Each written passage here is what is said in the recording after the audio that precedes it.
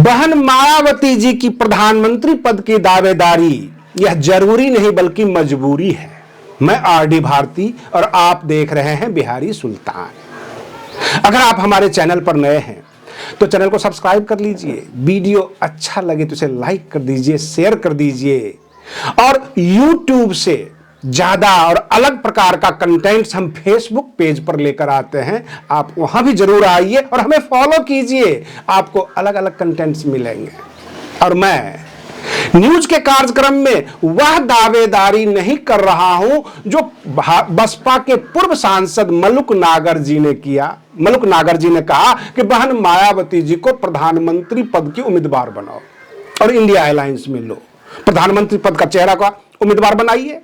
यह दावेदारी मलुक नागर जी का हो सकता है, लेकिन एक सच्चाई आपको बताने वाले हैं।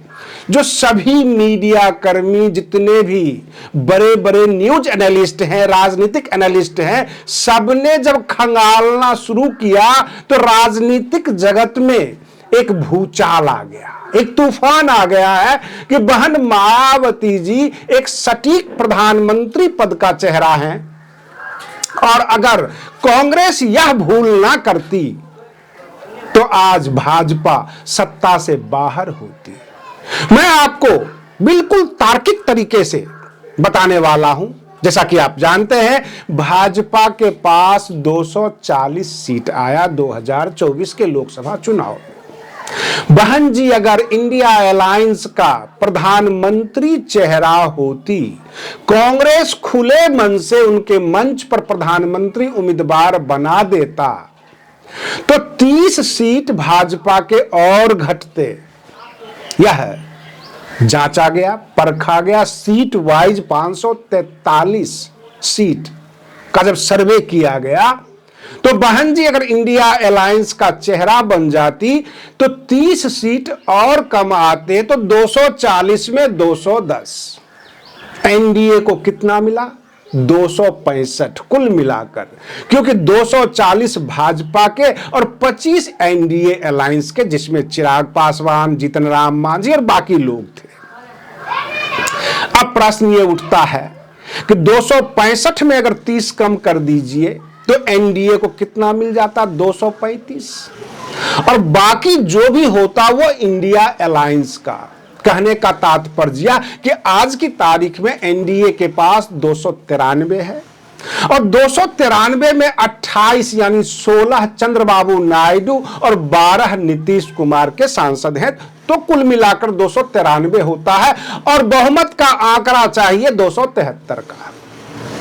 अब सारे बड़े बड़े पत्रकार जो हैं उनके हाथ पांव फूल गए कि कांग्रेस ने ये बहुत बड़ी भूल किया था 2024 में, तो अब क्या किया जाए? अब तो चुनाव भी नहीं है और भाजपा 240 है, बैसाखी की सरकार है, तो ये खुसर फुसर शुरू हो गया और अखिलेश यादव जी के ऊपर दबाव बनना शुरू हो गया।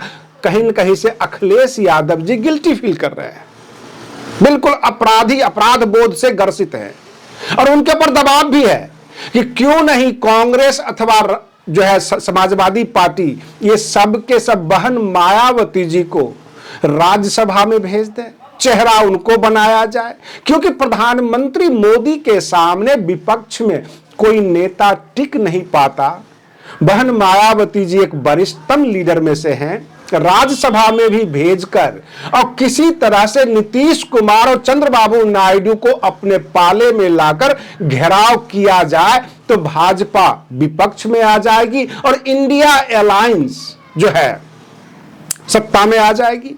अब बहुत सारे जो मूर्ख लोग होंगे जो बहन मायावती जी की रात दिन पानी पी पी कर आलोचना करते हैं, वो ये कहेंगे कि आए दिन आप प्रधानमंत्री बना देते हो।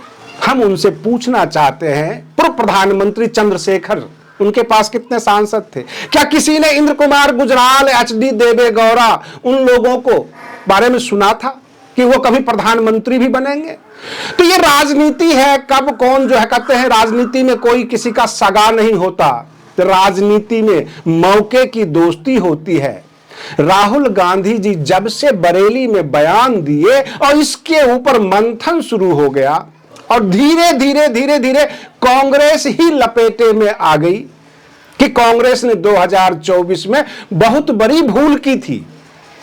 अगर इंडिया अलायंस के तहत, इंडिया अलायंस के मंच पर प्रधानमंत्री चेहरा बहन मायावती जी होती तो अभी का जो इंडिया अलायंस से बाहर थी, तब जो सर्वे आया है उसमें यह पता लग रहा है कि 30 सीट पर और शिकस्त दिया जा सकता था अगर बहन मायावती जी इंडिया अलायंस की तरफ होती तो। लेकिन मैं आपको बता दूं कि राजनीति में और चुनाव में एक चीज देखी गई है, हवा 3 प्रकार की होती है। एक आपके समर्थक, एक आपके विरोधी, और एक पक्ष हुआ होता है जो हवा को देखकर रुख बदल लेता है। तो जो वरिष्ठ आकलन करने वाले पत्रकार हैं, वरिष्ठ पत्रकार, उनका कहना यह है कि यह तो वर्तमान की स्थिति है कि 30 सीट बहन मायावती जी के वजह से इंडिया अलायंस को और मिलता। लेकिन सोचिए, अगर वो चेहरा बनकर पूरे देश में घूमती और उनके पीछे पीछे इंडिया अलायंस होता तो ये 30 से 60 भी हो जाते, भाजपा की जमानत तक जब्त हो जाती जगह जगह। और ये हालात निकल कर आ रहे हैं।